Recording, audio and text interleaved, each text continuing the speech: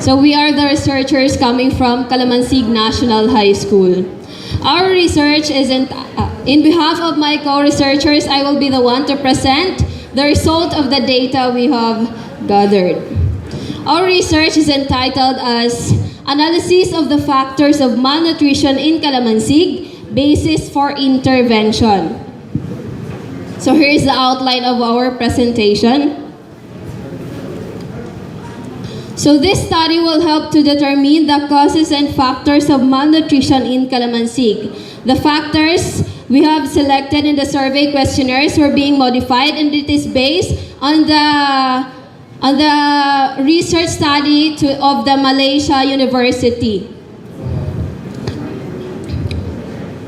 Specifically, the study answered the following questions. What is the extent of factors affecting malnutrition in terms of socioeconomic status, knowledge and awareness on malnutrition, environmental or community awareness, perception and situation, and the number 2, what is the extent of government support as evaluated by the parents? So we have the framework of our study.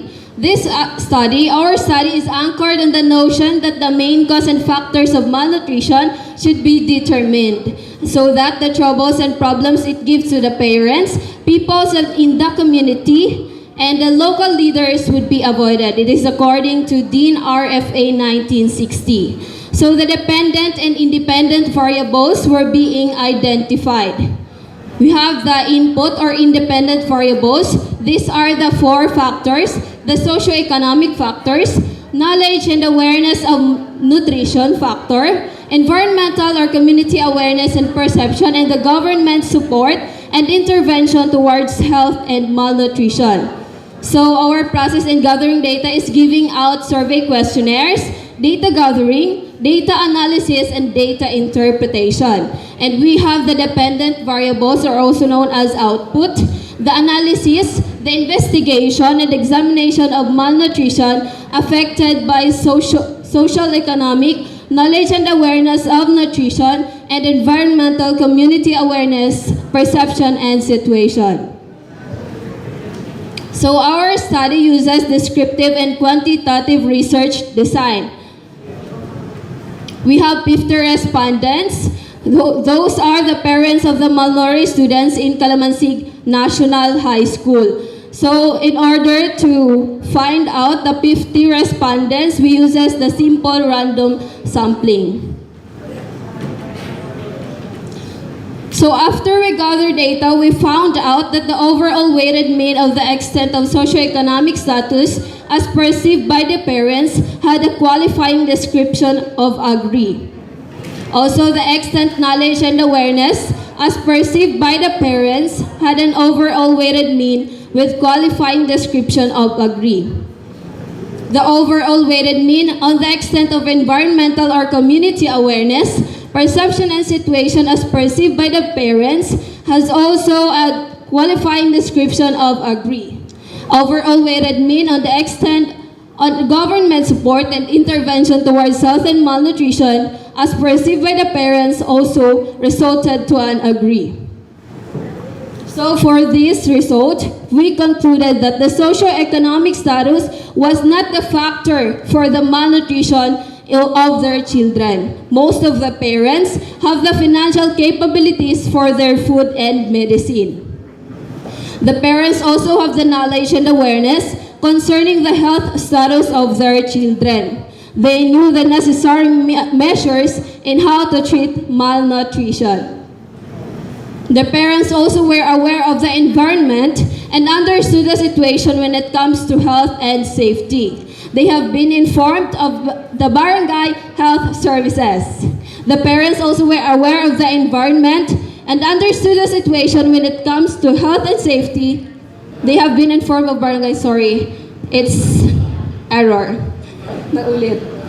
So also, the 4 factors being considered have little effect to the malnutrition problem which is prevalent in Kalamansig. And lastly, we have concluded that the parents' factors have seen the reason why their children have been afflicted with malnutrition. So, For this result, we will recommend that more related research study on malnutrition should be conducted. The municipal health unit must conduct regular seminars to every barangay in how to prevent malnutrition. Also, we will recommend that the local government unit must implement intensive program that create awareness to the constituents of Kalamansig about malnutrition. And lastly, the LGU must set aside budget for feeding program and other services that will alleviate malnutrition. So that's the end of our presentation, and here's the references. The researchers are now ready for your questions.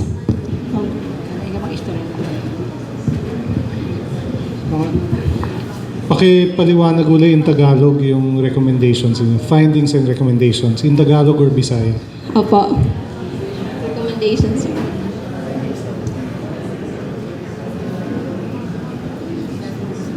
Recommendations, sir. Findings. So, sa survey questionnaires po namin, sir, hinati po namin yung 4 na factors na yun, sir. Yung mga basic and common factors na makaapekto doon sa malnutrition or sa mga malnourished na children. Tapos, meron silang 5-point scale, which are the agree, strongly agree, undecided, disagree, and strongly disagree. Tapos po, nagresulta po siya sa agree. Yung lahat na factors na yun, yung 4 na factors na yun, is nagresult siya ng agree. So namin, sir, we have concluded na ang socio-economic or yung mga food allocation, it also includes medicine allocation for their children. Hindi sila factors bakit nagkaroon ng mataas ang rate ang malnutrition dito sa Kalamansig. So yung mga factors na yon, yung ginamit namin ng mga factors, based din yun siya sa mga previous studies ng other researchers, sir. So ang study namin na ito is to identify if those factors is also a factors that causes malnutrition here in Kalamansig. So ang resulta, hindi po yon sila ang main factors ng malnutrition dito sa Kalamansig. Okay. Analysis of factors of malnutrition in Kalamansig. Medyo mabigat ang hook ng research ninyo. Congratulations for, yun nga sabi, gisalom gid ninyo ni siya ba? But anyway, I would like to look into your objectives. You have mentioned a while ago, na-mention mo siya na hindi factor yung mga nailagay doon sa malnutrition, like socio-economic. Opo, ma'am, hindi po siya main factor, ma'am. Sandali, magtanong muna ako. Pwede ninyong i-flash ang socio-economic status ng Kalamansig. Paki-flash doon para makita natin. Generally, socio-economic status, kasi this is one of your objective. And you have to see to it that your objective should be attained. Now, you cannot tell us that itong mga socio-economic is not a factor of malnutrition unless you will be presenting in this body yung data on socio-economic status ng mga tao sa Kalamansig. Kasi malnutrition is always based. Based yan siya sa socio-economic eh. Isa yun. And yung classification ng ating municipality. At saka of course yung mga tao. Ano ba yung status ng mga tao? Bakit mataas yung incidence of malnutrition? Wala kasing data na i-present. It's more on talking. Conclusion, wala kayong basis dahil wala kayong na-i-present na conclusion, na data. So usually, pag mga ganito, tinitingnan po namin yung data ninyo. That should be basis. So that you will ma-convince, no? Di ba, may mga recommendations kayo. The local government or the barangay, ganito ang gawain. Ano yung basihan natin para tulungan tayo ng gobyerno? Kasi malnutrition, isa ito actually sa rason bakit dito si Doc Elmer. Yung malnutrition. Tumbok ninyo yung problema ng munisipyo natin. Pero we want to see the data. Saan yung datos ninyo na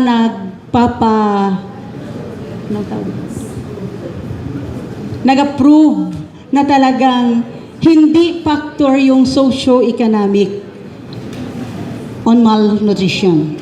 Another is, to what extent the government support? You evaluated the parents as to support. Where are the data for this? Ang sa amin lang po, ma'am, is yung nag-base po kami lang sa questionnaires na binigay namin, ma'am. Kasi quantitative ang inyong Opo, ma'am. research method. Quantitative. Ibig sabihin talagang may mga numbers kayo to be presented dyan. Meron po sa, ma'am, meron pong mga table sa, sa dyan. Hindi. Kasi sa result ninyo dapat nakapresent yan dyan. Wala. Lahat. All objectives should be attained at the end of the study. So nakikita yan dyan. Yan lang ang pinaka-simple, no? Simple na pag-check ng papel. Ang objective ba na-attain? Tama ba yung method na ginamit natin? Hinihingi lang namin yung datos para makita natin to justify na yung mga sinasabi ninyo na hindi factor yung socio-economic status ng mga tao dito in the incidence of malnutrition in Kalamansig. Congratulations. I would also like to add, kasi for example in your table 2, extent of socioeconomic is evaluated by parents. So dito kasi, I allocate money for food. The money I allocate for food is enough for the entire family. So, dapat naka-quantify yan magkano pila ka pesos ang gina-allocate nila para kada family. Diha pa lang ma-determine na mo nga basin para sa iya enough, pero para sa isa ka family dili. So ana na siya. So they are allocating family. So enough para sa iya, pero kaniya kadako nga family dili gihapon. And then allocate money for medication. Unsa ka amount dapat naka-quantify man gud na siya. Kay kung ani mo tan-aw kung murag vague. Ang amo kung kami being the end user of your study, kay kami dako na siya nga gamit, murag vague gihapon para sa ako, murag dili gihapon makatabang para sa amua. Kay mo kung mo rely kung nga socio-economic is not a factor, murag dili tapos diri sa knowledge. Aware siya nga may mga services and yet malnourished ang iyahang anak. So although basin, we have to dig deeper. Dili pud nga mo iyong kami nga, ana na siya. We have to dig deeper, gihapon na our part. Pero, ang knowledge nga there are services, knowledge that they prepare the nutritious food. Basic, unsa nga klase ang nutritious para sa iyaha. Basic ang junk foods, nutritious para sa iyaha. So, dapat naka-quantify na siya. Kaya basic, dapat na-define what is nutritious para ka na nga kuan. So, ana na siya ang sang inyuhang questionnaires. Kay basin ang nutritious para sa iyaha, dili nutritious para sa amo as health worker. So, dapat naka-specify jud siya. Tapos, they are openly participate and submitting my child to programs. And yet, bakit? Siguro ang absorption sang ilahang pag-attend sang activity, they are just attending, pero dili nila makukuha ang gist ang ilahang ginatenderan niya activities. Ana ba na siya? So, siguro kinahanglan mas padalumon pa siya. Kay murag kanang diri lang sa baba. Dili pa naton nakuha. Wala pa namo nakuha ang gusto namo makuha. Ana na siya. Kasi, ma'am, for further study na siguro siya, ma'am, kasi kinulang po talaga siya sa time po.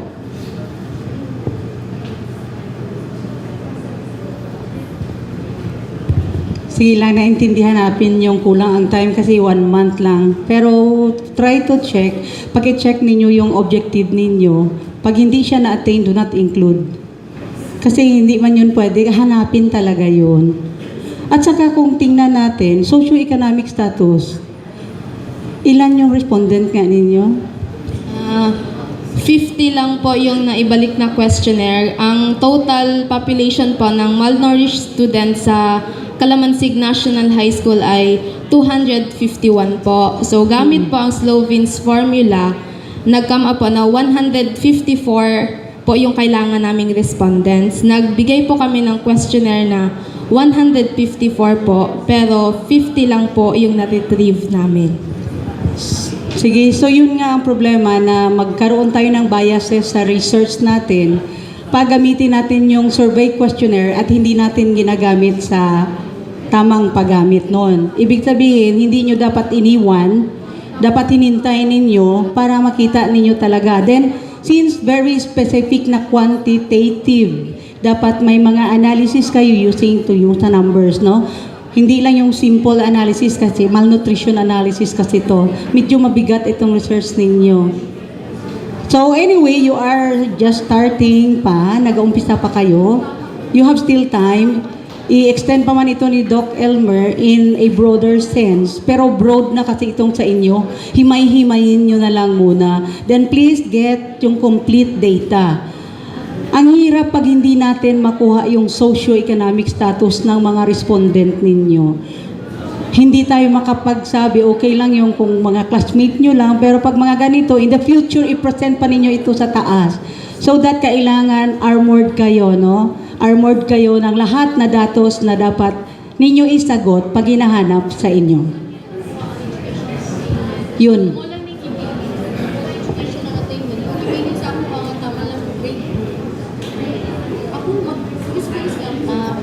May mga sample pala dito. Oo.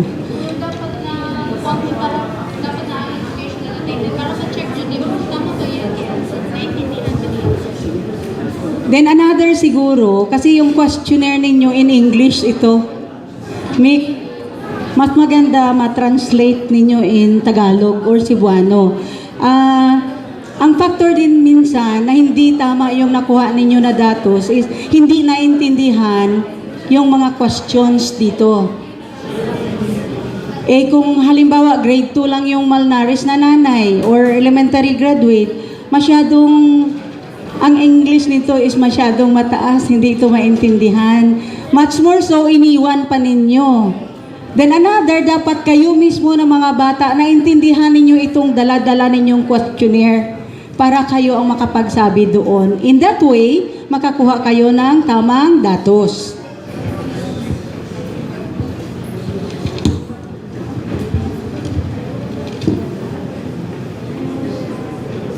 Siguro sa susunod, i-ano na lang ninyo pa, ipa-ano pa ninyo yung studies niyo.